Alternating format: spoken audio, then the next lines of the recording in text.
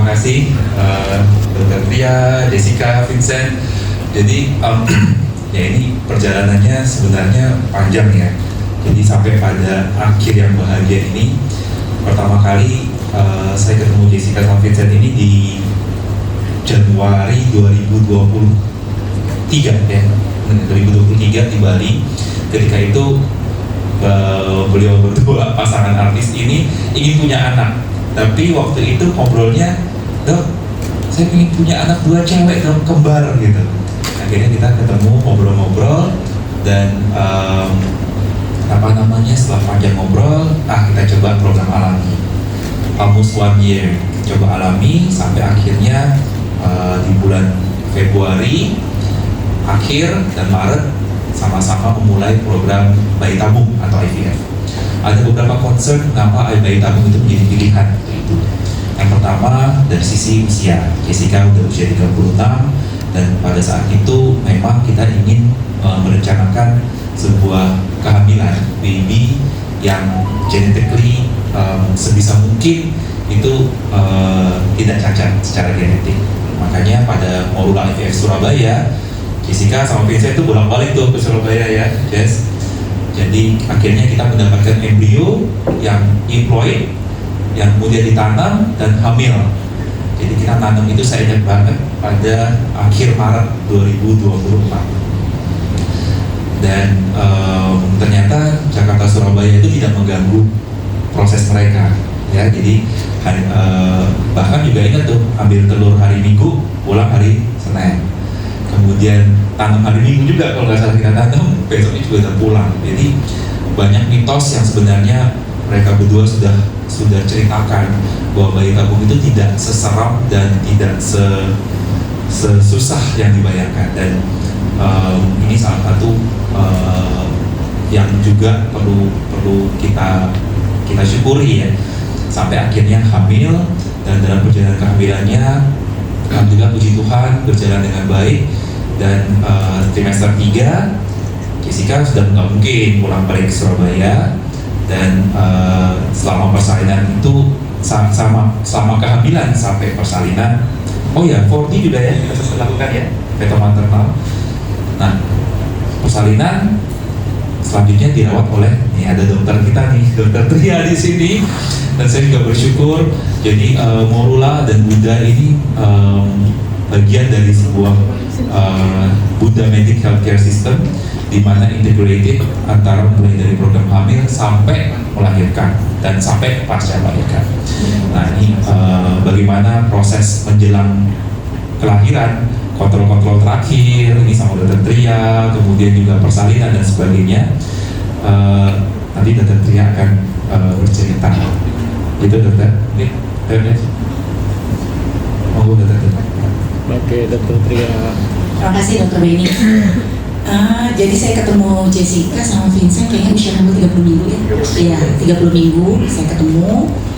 Udah dengan hasil yang sangat lengkap pemeriksaan dari Dr. Benny gitu. Jadi sebenarnya kalau kita lihat kehamilan Jessica ini sebenarnya kehamilan resiko rendah gitu. Karena memang sudah diperiksa semuanya, sudah melakukan USG fetal maternal. Di sana kita bisa memperkirakan apakah memang kehamilan ini resiko tinggi atau resiko rendah gitu. Cuman memang yang perlu di-note adalah memang ini kehamilan ketiga, dan memang riwayat bayi lahir sebelumnya cukup besar gitu. Dan Jessica memang sama Vincent ini memang menyatakan ingin sekali mencoba lahir normal gitu. Jadi kadang-kadang mungkin selalu dengar ya, orang IVF harus sesar, tidak selalu sebenarnya gitu. Semua sesuai indikasi gitu.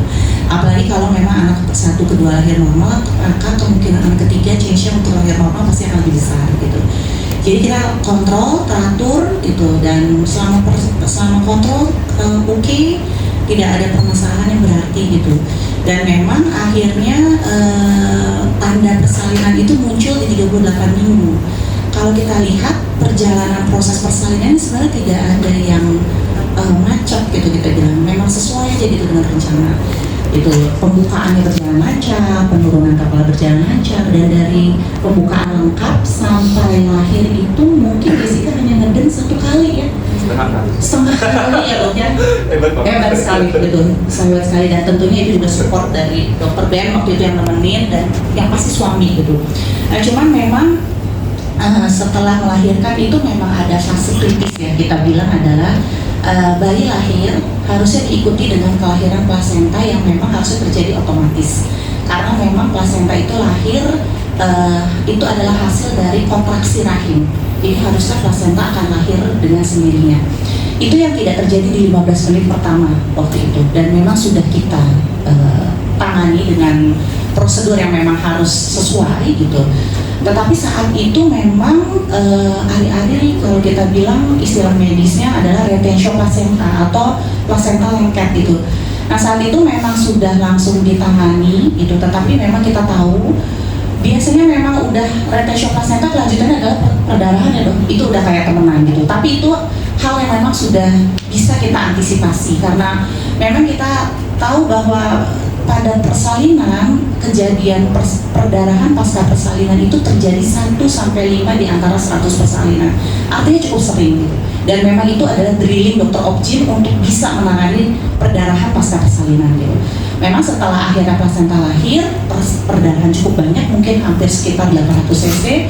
Waktu itu cuma tim lengkap banget, bidan lengkap, paramedis lengkap, dan ada dokter Beni pasti yang bantuin saya waktu itu, dan itu bisa tertangani dengan baik. Nah, ketika perdarahan berhenti, memang Jessica udah kehilangan darah cukup banyak ya, hampir 800 cc, dan saat itu kita lihat tidak ada perdarahan, jadi kita putuskan adalah untuk observasi dulu gitu, sambil memperbaiki keadaan, karena pasti kita harus melakukan transfusi gitu. Nah, saat itu memang hemoglobin yang tadinya dari 11 turun ke 7 gitu, jadi memang harus dilakukan transfusi supaya memang untuk mengembalikan kerja jantung lebih optimal ya gitu. Cuman kadang-kadang memang dalam transfusi itu juga ada yang hal-hal yang kita nggak bisa prediksi. Ada yang namanya terjadi reaksi transfusi. Di bag pertama itu terjadi reaksi transfusi, Jessica demam dan menggigil. Kalau kita bilang sebenarnya itu reaksi transfusi yang ringan gitu, dan sudah ditangani, dan alhamdulillah untuk kelanjutan transfusinya sih berjalan lancar. Jadi total akhirnya Jessica ditransfusi sekitar 5 labu atau sekitar 1000 cc ya. Dan setelah keadaan stabil gitu, dan kita evaluasi memang masih ada sisa-sisa dari plasentanya, dan akhirnya kita putuskan untuk dilakukan seperti mengambil plasenta untuk membersihkannya, karena memang gimana pun kalau masih tersisa itu kemungkinan terjadi perdarahan lagi pasti akan besar sampai sekitar 3 minggu setelah persalinan. Dan proses kuret ya kalau kita bilang itu cukup lancar, dan alhamdulillah semua sudah kembali recovery total ya. Mungkin sekarang lebih kita lihat ya, udah senyumnya udah ada, udah nggak pucat lagi gitu, dan ini semua pasti adalah bantuan dari kerjasama dari keluarga ya. Saya ngelihat Vincent nggak pernah ninggalin sedetik pun Jessica, itu selalu ada di mana ya. Kadang-kadang bapak-bapak tuh ngelihat perdarahan segitu banyak pingsan. Ini Vincent udah pucat tapi tetap bertahan gitu, nemenin gitu. Terus nggak lupa juga kakaknya Eric, itu nggak pernah ninggalin. Jadi semuanya itu pasti adalah bisa terjadi atas kerjasama semua dari keluarga dan tim paramedis. Itu mungkin yang bisa saya ceritakan. Mungkin ada tambahan dari dokter. Halo, selamat siang semuanya. Siang. Teman-teman wartawan yang sudah datang. Selamat siang buat Dr. Beni, buat Dr. Tria. Pertama-tama aku mau mengucapkan rasa syukur kepada Tuhan Yang Maha Kuasa dengan adanya hari ini, hari di mana aku bisa melewati berbagai macam perjalanan yang begitu indah saat melahirkan kemarin. Telah lahir ya putri ketiga kami, berjenis kelamin perempuan pada tanggal 2 Desember 2024 pada jam 9.30 malam dengan proses lahir normal, dengan didampingi oleh suami yang luar biasa. Yang pasti seperti yang sudah diceritakan oleh Dr. Beni dan juga Dr. Tria, bahwa kelahiran kali ini mungkin ada beberapa satu dan lain hal yang bikin aku dan suamiku kita harus stay di rumah sakit sampai 8 hari. Tapi ya terlebih dari itu semua itu merupakan pengalaman yang indah dan luar biasa yang kita syukuri bahwa kita sudah melewatinya dengan baik, dengan tim yang bekerja sama dengan baik, tim dokter, tim bidan, tim suster, semuanya, rumah sakit. Dan yang paling kita berdua bahagia sekali hari ini, dan mungkin bisa lanjut diceritakan oleh suami saya aja, soalnya saya kebanyakan dalam keadaan lemah dan gak begitu ingat, lebih ingat ke sakitnya doang. Jadi kalau cerita takut sedih, tapi ya biar suami saya aja yang ceritain. Terima kasih. Selamat siang semuanya. Terima kasih Tria, Dr. Benny, for your service and for your input. Yang terjadi sama istri ini bukan sesuatu yang boleh kita bilang kecil ya. Ini something yang memang boleh dibilang shocking. Tapi balik lagi, thank you Lord Jesus, everything is fine. With the grace of Dr. Tria and Dr. Benny, ya, Tuhan pakai untuk bantu istri saya pulih. Dan of course untuk istriku yang sangat kuat, yang bisa melewati proses ini semua. Nggak bisa ngomong. Ya, mungkin langsung aja ke Q&A. Ya, lebih jelas aja deh.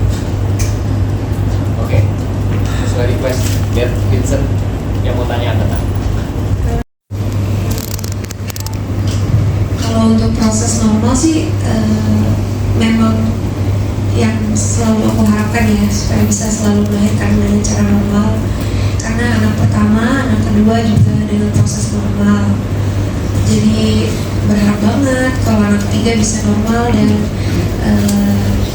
kalau untuk tanggal cantiknya tanggal 2 Desember itu sebenarnya itu aku afirmasi kepada diri sendiri dan juga baby, mudah-mudahan kita bisa bertemu di tanggal 2 Desember gitu. Perbedaannya apa sih Kak? Karena kan ini udah 3 kali normal ya. Dan ini jadi bikin trauma nggak sih? Karena kan kemarin sempat 8 hari di rumah sakit. Kalau saat ini sih saya masih trauma ya, masih takut gitu, masih dalam proses recovery juga gitu.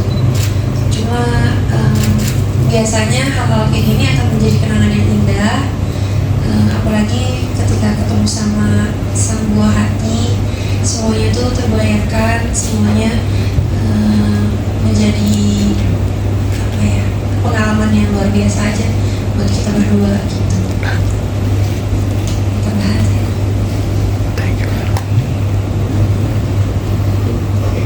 Ada transfusi darah karena memang saat melahirkan itu kan banyak darah yang keluar.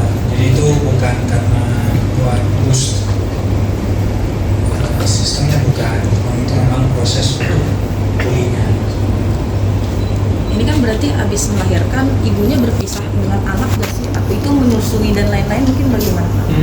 Sesuai dengan proses aja sih. Setelah melahirkan biasanya anaknya kan dibawa dulu sama dokter yang memang dokter anak untuk cek jari-jarinya, telinganya, matanya dan lain-lainnya. Saat itu dia masih di ruang persalinan. Jadi sesuai dengan SOP aja sebenarnya. Cuma sesudah itu kan seharusnya menyusui, tapi kan keadaan mamanya saat itu mungkin belum stabil. Tapi bayi itu saya juga diedukasikan bahwa bayi itu kalau lahir masih bisa 3 hari tanpa ASI ya dok. Ya, jadi pas banget. Walaupun babynya nggak langsung dapat ASI, tapi memang bayi itu bisa 3 hari tanpa. So everything is fine, proses juga sesuai, jadi pas banget 3 hari itu mamanya lagi lemas, lagi pulih. Hari keempatnya mamanya udah membaik, bayinya langsung bisa ASI. Walaupun ASInya nggak banyak, cuman cukup. Sebetulnya tadi belum dikenalkan putrinya bernama siapa, berangkat dan tinggi lain. Oh kita tahu. Baby Verhak nomor 3. Ada pertanyaan lagi? Berat tinggi badannya mungkin Kak. tidak usah nama gitu kan, informasi. Beratnya 3 kilo. Beratnya 3,1,